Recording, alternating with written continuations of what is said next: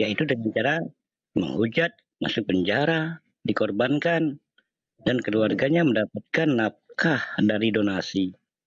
Bukan kita iri dengki kepada donasi yang memberikan uluran tangannya kepada korban, termasuk keluarganya, anak Batak atau siapa, tetapi ini membahayakan tatanan sosial di masyarakat kita.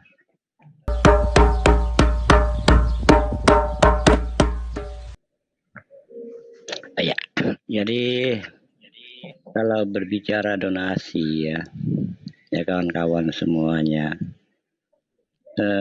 yang menjadi momok ya di saat ada donasi untuk membantu para pelaku kesalahan ya,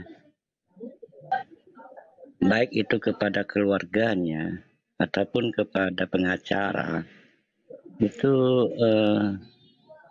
bisa mengakibatkan ataupun memberikan inspirasi ataupun motivasi kepada orang lain.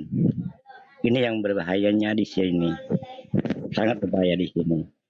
Kalau keluarganya kemarin Wak Labu mengirim kepada istrinya anak kata dengan uang jumlah nominal 20 juta, maka apalagi lebih nantinya ya kan, itu memberikan inspirasi, memberikan motivasi para pelaku-pelaku untuk mengikuti jejak kejahatan yang dilakukan oleh para pendahulunya. Karena apa? Kalau dia melakukan kejahatan kan otomatis keluarganya mendapatkan bantuan. Nah, inilah yang kita sebenarnya harus kita potong. Bukan kita berarti iri dengki, tidak.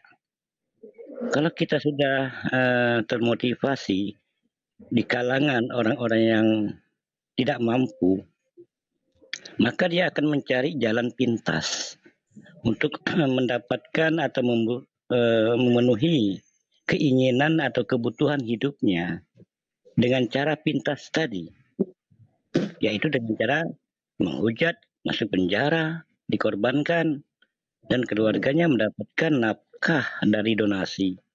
Nah, kalau ini berlanjut secara kontinuitas, ini akan membahayakan perubahan sosial di dalam masyarakat kita. Nah, ini yang harus kita cegah sebenarnya. Bukan kita iri dengki kepada donasi yang memberikan uluran tangannya kepada korban, termasuk keluarganya, anak Batak atau siapa, tetapi ini membahayakan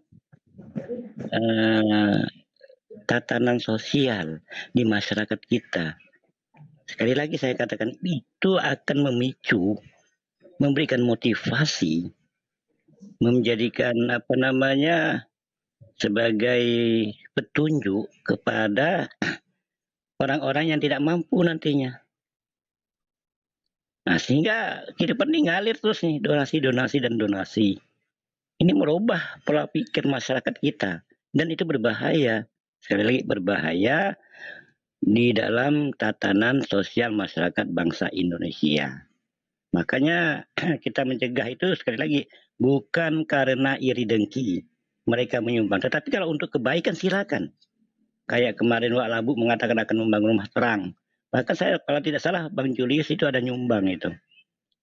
Ucapan Bang Julius itu nyumbang kepada anak Batak untuk membangun rumah terang sifatnya sosial. Nah, kalau sifatnya sosial untuk kesejahteraan masyarakat juga, untuk membina pendidikan masyarakat, baik itu agama Islam ataupun agama Kristen, silakan dibantu, diberi donasi. Tetapi kalau membantu Pak Dani, maaf, ini dibawa yang komen ini ada yang hujat-hujat Pak Dani ini. Soalnya saya kan ada tim siber, gimana saya lacak tuh orang ini yang hujat Pak Dani ini, ada di live komen itu. Nggak usah, biarin aja deh. Soalnya saya salah satu dari tim siber itu. Kalau ini biar saya lacak itu orang. Nggak usah Pak. Kita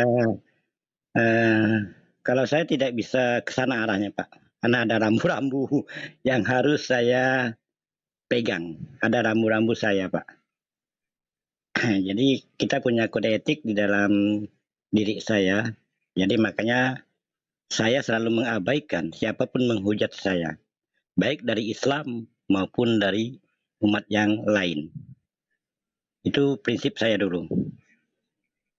Jadi itu diabaikan aja. Cuma saya hanya menyampaikan itu aja tadi. Jadi berbahaya di dalam tatanan sosial kemasyarakatan bangsa kita. Mudah-mudahan ini bisa bisa direnungkan kembali. Apabila donasi itu ditujukan kepada keluarga atau pelaku kejahatan, nanti yang lain akan bermunculan lagi. Ibaratkan kita menaburkan benih dan benih itu dikasih pupuk. Nanti ke depannya akan tumbuh kembali bibit-bibit yang dikasih pupuk tadi. Sama juga kita memberikan pupuk kejahatan. Hati-hati kita di dalam memberikan donasi. Supaya kita nanti itu kena, mudah-mudahan dari pemerintah kan bisa menggodok itu. Apakah bisa dijerat, ada pasal-pasalnya atau tidak. Nah, kita serahkan kepada aparat. Yang penting kita sebagai penggerak penggiat media sosial hanya memaparkan, memberikan gambaran-gambaran. Gambaran-gambaran ini diperlukan supaya para penegak hukum, para penyelenggara negara Republik Indonesia bisa mencermati segini mungkin gerakan-gerakan yang akan merubah tatanan hidup sosial kemasyarakatan. Barangkali itu aja yang saya sampaikan, yang lain lanjut. Terima kasih.